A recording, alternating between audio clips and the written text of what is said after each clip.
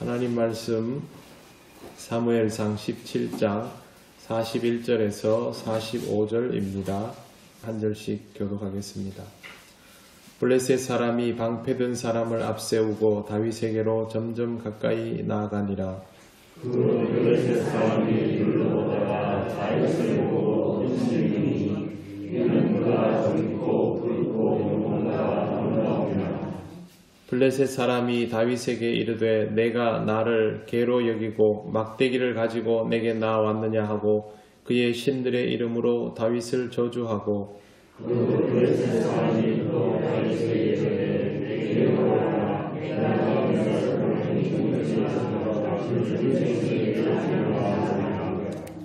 내가 함께 읽겠습니다.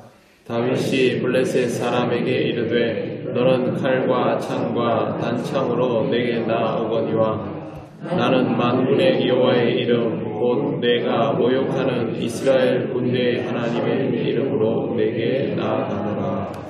아멘. 골리앗이 방패든 사람을 앞세우고 다윗에게로 점점 다가왔습니다. 이스라엘에서 장수가 나와도 시원찮은 판인데 나온 사람을 보니 젊고 붉고 용모가 아름다운 작은 사람이었습니다. 붉다는 말은 혈색 좋다 하는 겁니다. 우리 왜 어린 사람 보면 머리에 피도 안 마른 게 뭐 이런 표현을 사용하듯이 여기서 용모가 붉다라는 말은 그만큼 앳되다는 뜻입니다. 골리앗이 이 소년 같은 이가 나오는 모습을 보니 기분이 어떻겠습니까? 기가 차다 못해서 화가 났습니다. 이스라엘이 나를 무시하나? 전략적으로 이렇게 희롱하려고 하나? 그런 생각을 한 것이죠. 43절에 보시면 내가 나를 개로 여기고 막대기를 가지고 내게 나왔느냐 하고 그의 신들의 이름으로 다윗을 저주하고 실제로 전쟁에서 이런 식으로 사람을 내보낸다면 적장이 이제 아군의 아주 어린 사람이나 아니면 말단 병사 한 명을 결투에 내보내가지고 그 병사를 죽게 만들면 군인들이 보고 분개해서 사기가 거꾸로 올라가고 이런 것들은 이제 옛 고서에 있긴 합니다. 그러나 지금 이거는 그런 경우도 아닙니다. 무서워서 아무도 안 나오는 상황에서 다윗이 나가겠다고 해서 나오게 된 것인데 그게 골리앗을 더 화나게 했고 또 자기가 믿는 신의 이름으로 다윗을 저주하면서 이렇게 말합니다. 44절 오라 내가 내 살을 공중의 새들과 들짐승들에게 주리라. 그냥 두지 않겠다는 것이죠. 이런 골리앗을 향해서 다윗이 하는 말을 45절에서 우리가 볼 수 있습니다. 아주 유명한 말씀 같이 한번 읽어보겠습니다. 다윗이 블레셋 사람에게 이르되 너는 칼과 창과 단창으로 내게 나오거니와 나는 만군의 여호와의 이름 곧 내가 모욕하는 이스라엘 군대의 하나님의 이름으로 내게 나아가노라. 다윗은 골리앗이 하나님을 모욕한다는 것도 알았고 골리앗의 칼과 창과 단창이 얼마나 무서운지도 알고 있습니다. 그러나 두려워하지는 않습니다. 자신은 하나님의 이름으로 나왔기 때문입니다. 영적 전투는 무엇보다도 하나님의 이름으로 나아가야 합니다. 다른 사람들이 보기에는 약해 보일 수도 있고 또 그들이 하나님의 사람을 욕할 수도 있습니다. 우리도 마찬가지이죠. 영적 전투는 하나님의 이름으로 감당할 수 있어야 합니다. 세상 사람들이 보기에는 우리가 우스워 보일 수도 있고 우리를 보면서 하나님을 욕할 수도 있습니다.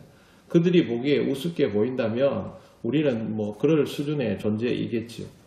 이럴 정도면 이미 두려움이 먼저 차오르는 법입니다만 그 순간에도 잊지 말아야 할 것은 우리가 나아갈 수 있다면 그것은 오직 하나님의 이름 때문입니다.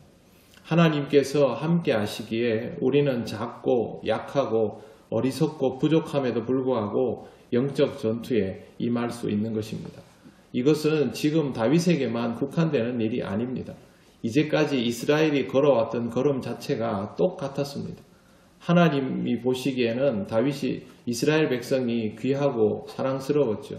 하지만 이스라엘은 준비되지 않은 상태로 늘 자신들이 서 있어야 할 자리에 섰었습니다. 그때마다 하나님은 이스라엘을 챙겨주셨고 이스라엘로 하여금 승리하게 하셨고 살아남게 하셨습니다. 하나님을 의지하는 사람은 하나님의 이름으로 나아가지만 하나님을 의지하지 않는 사람은 하나님의 이름으로 나아가지 못합니다. 그런 일 자체를 하지를 않습니다. 그냥 말로 하나님을 이렇게 의지한다라고 해서 의지하는 것이 아니라 그런 자리에 설 수 있는 사람이 하나님을 의지하는 사람입니다. 다윗이 지금 골리앗 앞에 서 있는 것은 하나님께서 다윗에게 지목해서 네가 나가라 그렇게 하신 거 아닙니다. 다윗이 생각하기에 자기가 하나님을 믿고 있기에 하나님을 믿는 자라면 지금 어떻게 행동해야 한다라고 받아들여서 그렇게 나간 것이죠. 다윗이 골리앗 앞에 서 있다는 것만으로도 이미 그의 믿음은 입증된 것입니다. 승리는 하나님께서 주시는 것이지만 그렇게 승리할 수 있는 자리가 만만한 경우는 절대로 없습니다. 그 자리까지 나아가는 것, 적장 골리앗 앞까지 나아가는 것은 믿음으로 할 수 있는 일입니다. 여러분, 하나님께서 나에게 승리를 주시기만을 바라지만 말고 믿음을 가지고 승리를 주시는 그 자리까지는 꼭 나아가셔야 합니다.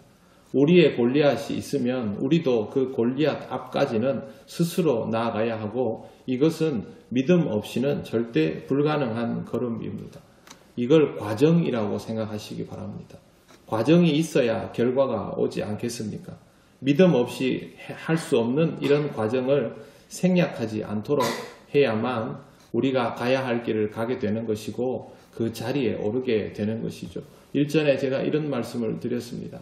미륵산 정상에 올라가 보지 않으면 한려해상 국립공원이 아무리 아름답다고 해도 그 느낌이 어떤지를 알 수는 없습니다. 저도 처음에 왔을 때 보고 깜짝 놀랐습니다. 한 번도 이 정도 높이 되는 산에 올라가서 사방이 평평한 것을 본 적이 없었기 때문이죠. 사진으로 보는 것과는 전혀 다른 느낌이었습니다. 신앙생활도 마찬가지입니다. 다른 사람이 믿음으로 살았다가 하나님의 응답을 받고 하나님이 주시는 승리를 맛보고 굉장히 좋은 기억들이고 간접적인 경험이 될 수 있지만 내가 그걸 직접 경험하는 것과는 완전히 다른 일입니다. 다른 사람이 믿음을 통하여 하나님이 주시는 승리를 맛보고 그 사람의 인생에 넘을 수 없을 것만 같은 산을 넘은 것을 보시거든 그것을 그렇구나 라고 하지 마시고 여러분의 경험으로 꼭 만들어 가시기를 바랍니다. 신앙은 내 것이 되어야 됩니다. 내가 하나님을 믿고 내가 하나님을 바라고 그래서 내가 결전의 자리에 서고 영적 전쟁에 임할 수 있을 때 하나님께서 그때 함께 하시는 것이죠. 그때 하나님의 능력을 체험하고 그것을 통하여 승리를 맛보게 되는 것입니다. 믿음으로 그 자리에 나아갈 수 있습니다. 여러분 꼭 이런 사람들로 살아가시고 또 이렇게 나아가기 때문에 누리는 하나님의 승리를 맛보시고 다른 사람들에게도 좋은 믿음의 귀감이 되시기를 바랍니다. 기도드리겠습니다. 하나님 감사합니다. 하나님께서 어린 소년 다윗을 통하여 이스라엘로 하여금 귀한 것을 보게 하시고 이스라엘이 하나님 앞에서 믿음으로 살아갈 수 있는 길을 열어주신 것을 말씀을 통하여 배웁니다. 하나님 우리의 삶에도 이와 같은 믿음의 걸음이 있게 하셔서 하나님 우리에게 약속하신 승리가 우리의 것이 될 수 있도록 인도하여 주시옵소서. 교회를 다니면서도 평생 다른 사람의 경험을 보며 그것을 부러워하고 흉내내는 인생이 아니라 내가 그 승리의 주역이 되며 내가 그 승리를 통하여 하나님의 살아계심을 선포할 수 있는 그런 삶이 되게 하여 주시옵소서. 오늘도 우리 통영교회 모든 성도들 이와 같은 마음으로 하나님 앞에 나오며 이와 같은 믿음으로 세상 앞에 설 수 있는 귀한 하루가 되게 하옵소서. 감사드리며 예수님 이름으로 기도드립니다. 아멘.